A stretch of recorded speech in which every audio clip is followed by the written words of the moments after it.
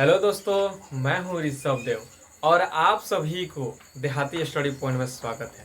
दोस्तों, आज हम आप लोगों को ब्रीथ के बारे में बताएंगे। तो चलिए दोस्त, वीडियो क्या करते हैं, शुरू करते हैं। लेकिन वीडियो को शुरू करने से पहले आप लोगों से एक रिक्वेस्ट है कि वीडियो को शुरू से लेकर अंत तक देखिएगा और वीडियो को बिल्कुल भी स्किप नहीं कीजिएगा। तो चलिए दोस्त, वीडियो क्या करते हैं, शुरू करते हैं।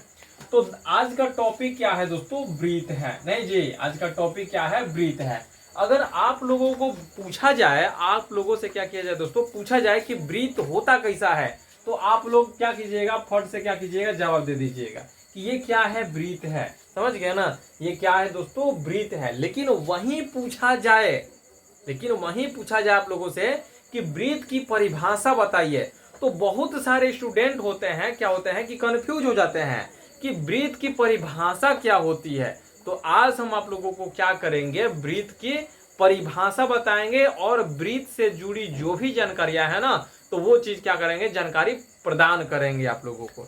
तो पहले आप लोग समझिए, ब्रीथ की परिभाषा को समझने से पहले आप लोग यहाँ पे समझिए। जैसे बाय द वे मान लीजिए क्या है, कोई एक बिंदु है। समझ गया ना? क्या है दोस्तों? कोई एक बिंदु है और इस बिंदु से, समझ गया ना, समान दूरी पर क्या है, स्थित बहुत सारे बिंदु है। क्या है दोस्तों? बहुत सारे क्या है, बिंदु है।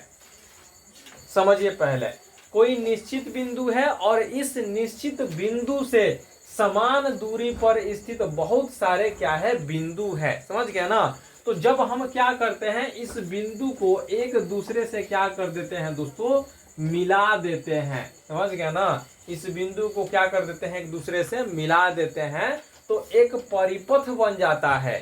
एक क्या होता है दोस्तों, परिपथ बन जाता है। तो इसी बिंदुओं के परिपथ को ही हम क्या कहते हैं, ब्रीथ कहते हैं। अब आप लोगों को हम परिभाषा के तौर पे हम समझा रहे हैं कि कोई निश्चित बिंदु से स्थित, समान दूरी पर स्थित बिंदुओं के परिपथ को ही हम क्या कहते हैं, ब्रीथ कहते हैं। कोई दिक्कत दोस्तों? अगर समझ में नहीं आया होगा तो कमेंट बॉक्स में जरूर बताइएगा। समझे ना? फिर से आप लोगों को एक बार और बता दें, कोई निश्चित बिंदु से समान दूरी पर स्थित बिंदुओं के बिंदु परिपथ को हम क्या कहते हैं दोस्तों, ब्रीथ कहते हैं। चलिए आगे बढ़ते हैं। इतना क्लियर हुआ? अब देखिए, ब्रीथ में जो है ना, बहुत सारे चीजें होते हैं जिसको समझना क्या है, जरूरी है।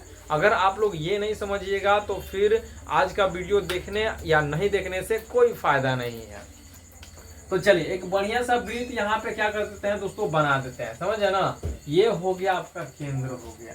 ये क्या हो गया दोस्तों, केंद्र हो गया। ये जो गोल जो घेरा जो दिख रहा है ना आप लोगों को, ये जो गोल घेरा दिख रहा है, तो ये क्या है, परिधि है।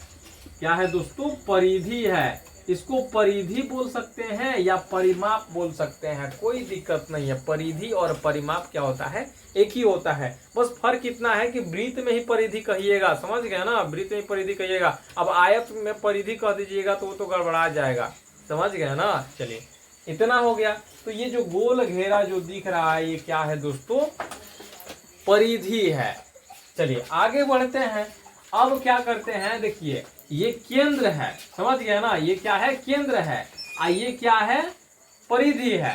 तो केंद्र से होते हुए परिधि तक जाने वाली रेखा को, समझ गए ना, केंद्र से परिधि तक गुजरने वाली रेखा को हम क्या कहते हैं, त्रिज्या कहते हैं।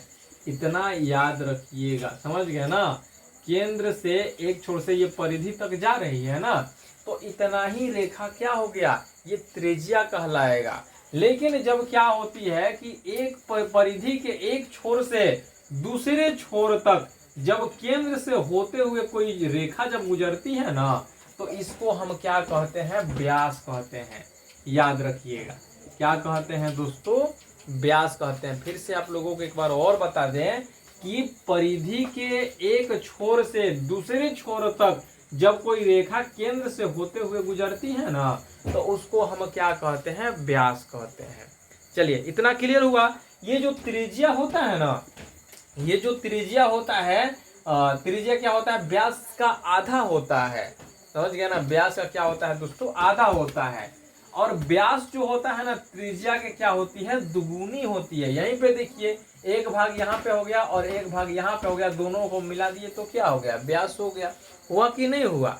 तो कोई भी वृत्त हो, समझ गए ना, चाहे कितना भी बड़ा हो और चाहे कितना भी छोटा वृत्त हो, समझ गए, उसमें क्या होती है कि एक ही व्यास होता है।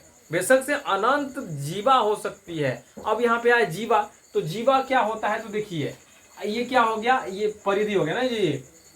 परिधि के एक छोर से दूसरे छोर तक खींची गई रेखा को हम क्या कहते हैं, जीवा कहते हैं। ये जो जीवा होती है केंद्र से होते हुए नहीं गुजरती है, समझ गए ना। यहाँ पे ये क्या हो गया, ये जीवा हो गया, ये भी क्या हो गया, जीवा हो गया। जो रेखा क्या करती है कि केंद्र से होते हुए गुजर जाएगी तो समझ लीजिएगा क्या है दोस्तों, वो व्यास है। इतना क्लियर हुआ? क्लियर हुआ कि नहीं हुआ? अब चलिए इसको हम क्या कहते हैं, जीवा कहते हैं। क्या कहते हैं दोस्तों, जीवा कहते हैं। इतना हो गया। अब चलिए व्यास बराबर जो होता है ना, व्यास बराबर जो होता है 2 त्रिज्या, 2 गुणे त्रिज्या होता है।